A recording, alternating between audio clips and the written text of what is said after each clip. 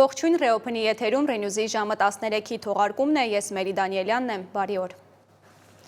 Ռուսականից հետո ղազախական ցորեն տեղափոխող առաջին գնացքն է հասել Հայաստան։ Մոտավորապես 1000 տոննա բեռ տեղափոխող 15 վագոնից բաղկացած շարժակազմը հաջողությամբ փորձարկել է Ղազախստանից Ռուսաստանով, Ադրբեջանով եւ Վրաստանով անցնող նոր լոգիստիկ երթուղին, հայտնել է Ղազախստանի գյուղատնտեսության նախարարությունը։ Ղազախական հացահատիկի մատակարարումը Հայաստան պարենային դիվանագիտության օրինակ է համարել Պրոդկորպորացիա ազգային ընկերության կառավարիչ Թոբիլբեկ Օմարովը։ Նա հայտնել է, որ ցորենը 4-րդ դասի է, նաև հավելել, որ Ղազախստանի ազգային հացահատիկի օպերատորը պատրաստ է հայ սպառողներին ամսական 15-ից 20 հազար տոննա հացահատիկ մատակարարել։ Ընդդիմադիր պատգամավոր Արթուր Խաչատրյանը գրել է, թե չբողոքեք, եթե վաղը մատնաքաշը նախկին համը չունենա։ Ըստ նրա ներմուծված 4-րդ կարգի ցորենը հիմնականում օգտագործվում է կերի արտադրության մեջ։ Այսօր ազգային ժողովի միջանցքներում քննարկվում էր, թե ինչու չի հայտարարվել, որ 4-րդ կարգի է ցորենը։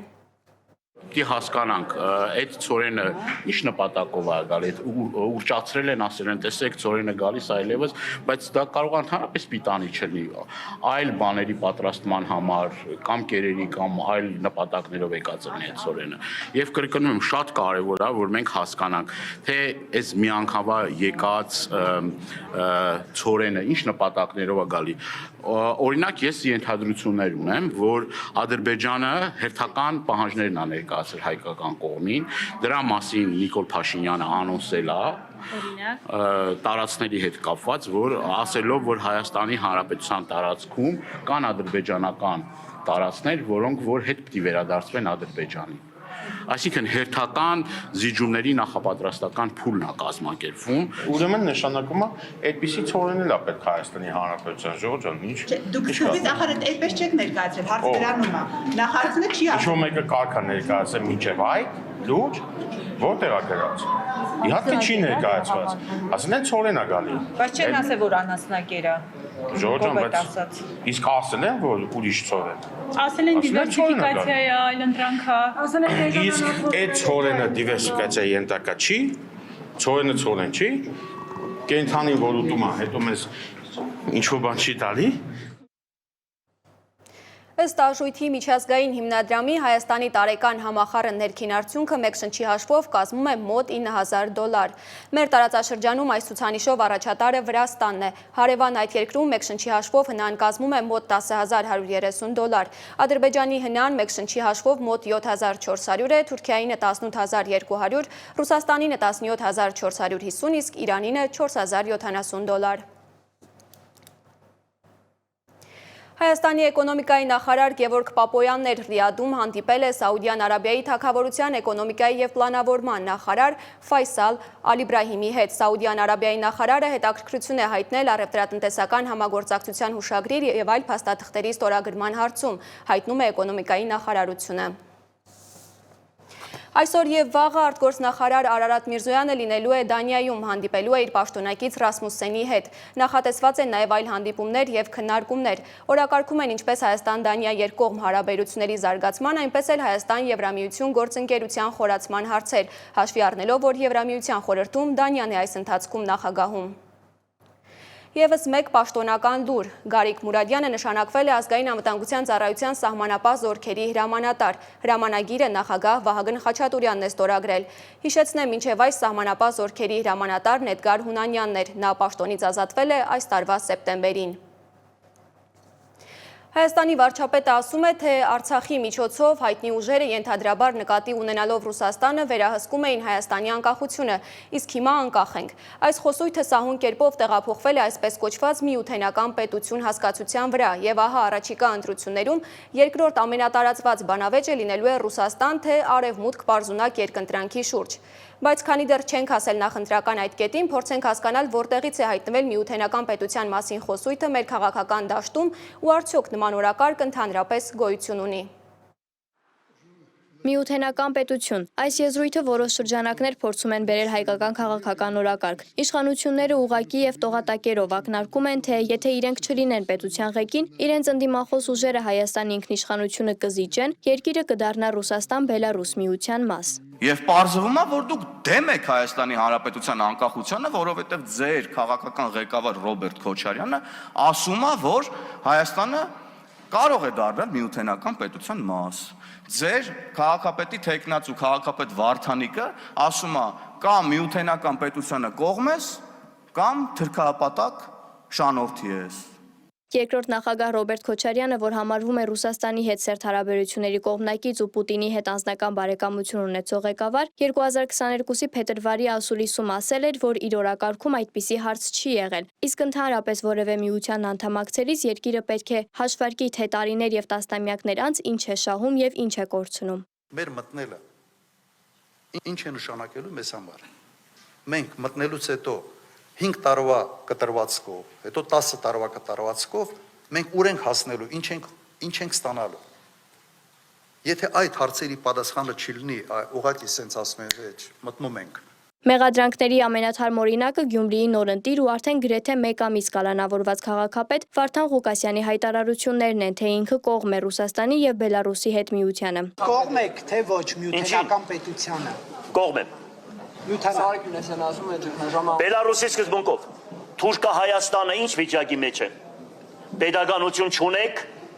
մորթված, սպանված, քանդված, ավիրված գերեզման չունեք ընդուք։ Ռուսա Հայաստանը ինչ վիճակի մեջ է։ Թուրքը մեր նկատմամբ ինչ է արել,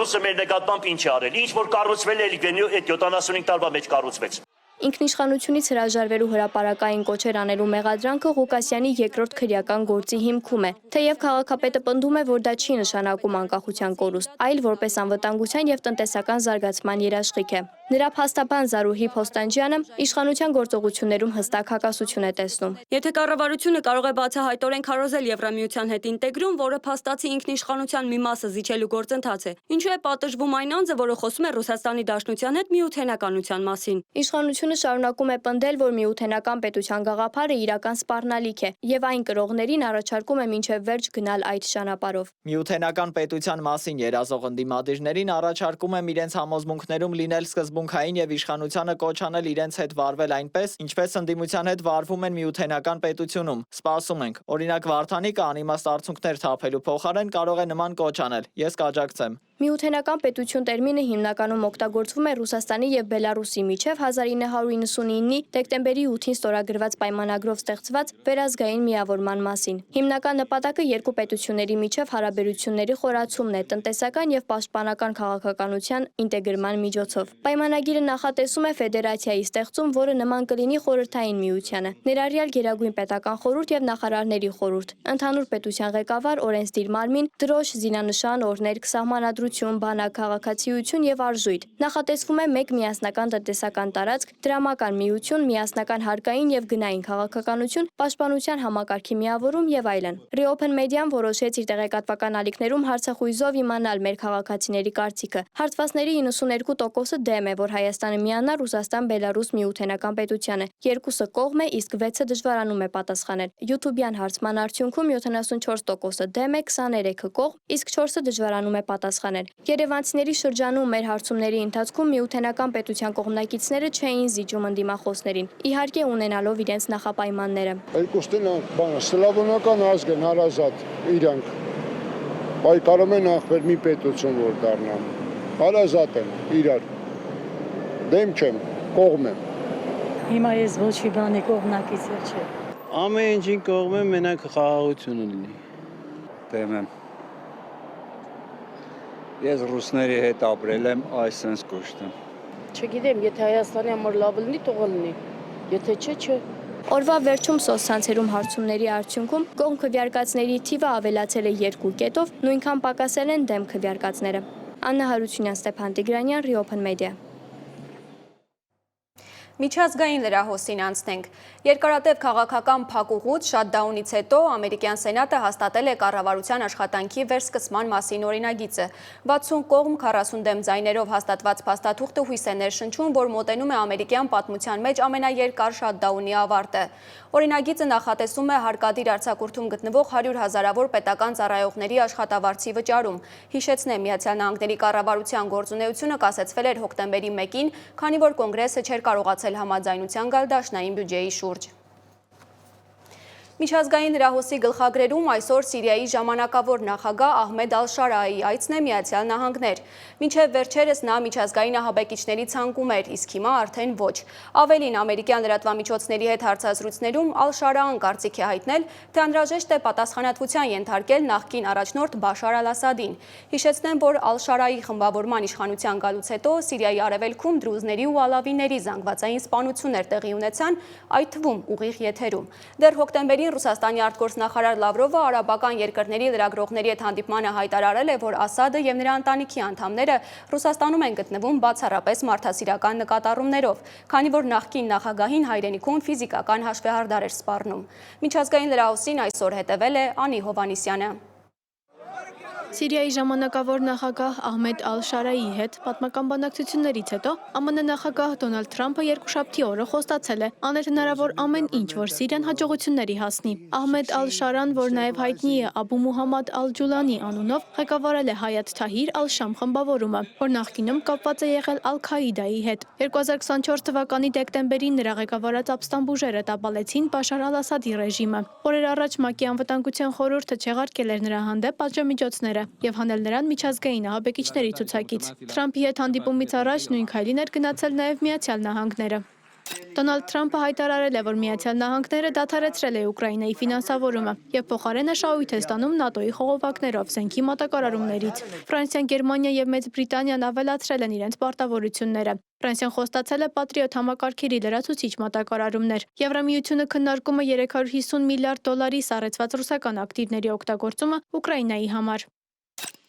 Ուկրաինայի բանակի գլխավոր հրամանատար Ալեքսանդր Սիրսկին The New York Post-ին ասել է, որ ռուսները ռազմավարական հարձակողական գործողություն են անցկացնում Պոկրովսկի մոտ եւ կուտակել են հսկայական թվով զորքեր, մոտ 170,000 հզոր մեխանիզացված ստորաբաժանումներ եւ ծովային հետևակի 4 բրիգադ, հարված էին բռունցք ստեղծելու եւ ուկրաինական զինուժի պաշտպանական գիծը ճեղքելու համար։ Ըստ նրա Կիևը դեռ ամուր պահում է կարևոր լոգիստիկ քաղաքը։ Սիրսկիի խոսքով ռուսների նպատակն է հյուսիսից, հարավից եւ արևելքից շրջապատել Պոկրովսկը եւ հարակից քաղաքները, կտրելով մատակարարման գծեր ապա իրականացնել վերջնական մանևր ամբողջ Դոնեցկի շրջանը գրավելու համար։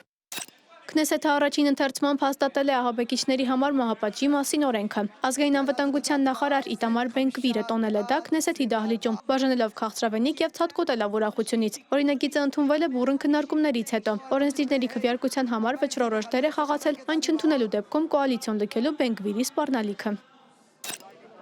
Երկուշաբթի օրը Հնդկաստանի Դելի քաղաքի պատմական Կարմիր բերդի մոտ մեքենա է պայթել, ինչի հետևանքով զոհվել է 13 մարդ, իսկ 20-ը վիրավորվել։ Չնայած քաղաքը խիստ վերահսկվում է, պայթյունը կանխալ չի հաջողվել։ Դելիի ոստիկանությունը հետաքննում է միջադեպը ահաբեկչության դեմ պայքարի համար կիրառվող խստացված օրենքի շրջանակում։ Թայվանում ավելի քան 3000 մարդու են տարհանել Ֆունգվոնգ սուպերթայֆունի կղզում մոտենալու ահազանգից հետո։ Կանխատեսվում է, որ թուլացող Ֆունգվոնգը չորեքշաբթի օրը կհասնի կղզու հարավարևմտյան ափ, խոշոր նավահանգիստ Կոասյուն։ Ֆիլիպիններում Ֆունգվոնգը խլել է 18 մարդու կյանք։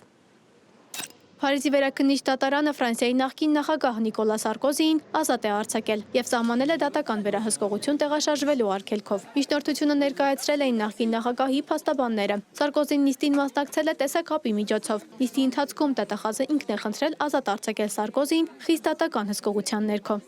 Անի Հովանիսյան, Reopen Media։ Միացյալ Նահանգների կոնգրեսի նախկին նախագահ Նենսի Փելոսիին է այցելել Արամ առաջին վեհափառ հայրապետը։ Ավելի քան 1 ժամ տևած հանդիպման ընթացքում Արամ առաջինն ու Փելոսին քննարկել են տարբեր հարցեր Հայաստանից մինչև Լիբանան, Միջին Արևելք ու ամերիկահայ համայնք։ Կաթողիկոսարանի տարածած հաղորդագրության մեջ ասվում է Նենսի Փելոսին միշտ հայ համայնքի կողքին է եղել եւ հայտնել է իր զորակցությունը հայ ազգի իրավունքների պաշտպանությանը։ Հիշեցնեմ, որ Փելոսին մոտ 3 տարի առաջ այցելել էր Հայաստան։ Մայրաթորի տեղեկատվական համակարգի տնօրեն Տեր Եսայի Քահանա Արթենյանը հերքել է մամուլում վեհափառ հայրապետի հրաժարականի մասին լուրերը, ինչպես նաև այն մասին տեղեկությունները, թե իբր մի խումբ եպիսկոպոսներ պահանջել են կարգալույծ անել Արշակ արքիեպիսկոպոս Խաչատրյանին։ Ըստ Քահանայի, Արշակ արքիեպիսկոպոսին վերագրվող անպարկեշտ բովանդակությամբ տեսանյութերի հետ կապված հարցի ուսումնասիրության համար վեհափառ հայրապետը ստեղծել է հանձնախումբ, հաշվի առնելով ներկայացված առաջարկները։ Մեկ լուր քրեական լրահոսից։ Ողբերգական դեպք է եղել Աբովյանում։ Դանակահարության հետևանքով մեկ մարդ մահացել է, մեկը վիրավորվել։ Ներքին գործերի նախարարությունն Աբովյան բժշկական կենտրոնից է ահազանգստացել։ Տեղում բժիշկները ոստիկաններին հայտնել են, որ վիրավորներից մեկը գիտակցության չգալով մահացել է, մյուսը գտնվում է վիրահատարանում եւ ի վիճակի չէ կատարվածի մասին բացատրություն տալու։ Քրեական գործ է հարուցվել։ Ֆուտբոլային սկանդալ է Թուրքիայում, այդ երկրի տարբեր ֆուտբոլային դիվիզիոնների 1000-ից ավելի խաղացող հեռացվել է խաղադրույքներ կատարելու համար։ Նրանցից 27-ը հանդես է գալիս Սուպերլիգայում։ Ֆուտբոլային գործունեությունից զրկված խաղացողներից միայն մեկը Թուրքիայի ներկայացուցիչ չէ։ Երկրորդ եւ երրորդ լիգաների առաջնություններն այժմ դադարեցվել են, քանի որ շատ թիմեր չեն կարողանում կազմ ներկայացնել։ Թուրքիայի ֆուտբոլի ֆեդերացիան FIFA-ից խնդրել է լրացուցիչ տրանսֆերային պատուհան բաց է լրացնելու համար։ Հիշեցնեմ, դրանից առաջ Թուրքիայում ձերբակալվել է 17 մրցավար եւ 2 ակումբի նախագահ պայմանավորված հանդիպումների եւ խաղադրույքների համար։ Մարզաձևից հեռացվել է եւս 149 մրցավար։ Վերադառնանք Հայաստան։ Էլիդա Քոչարյանը նվաճել է Երևանում անցկացվող բռնցքամարտի Եվրոպայի մինչև 23 տարեկաների առաջնության չեմպիոնի տիտղոսը։ 60 կիլոգրամ քաշային կարգի եզրափակիչում Էլիդան 5-0 հաշվով հաղթել է ռուսաստանցի մարզիկին, երրորդ անգամ նվաճելով աշխարհամասի չեմպիոնի տիտղոսը։ Բռնցքամարտիկ Թումաս Թովմասյանն էլ դարձել է նույն առաջնության արծաթե մեդալակիր։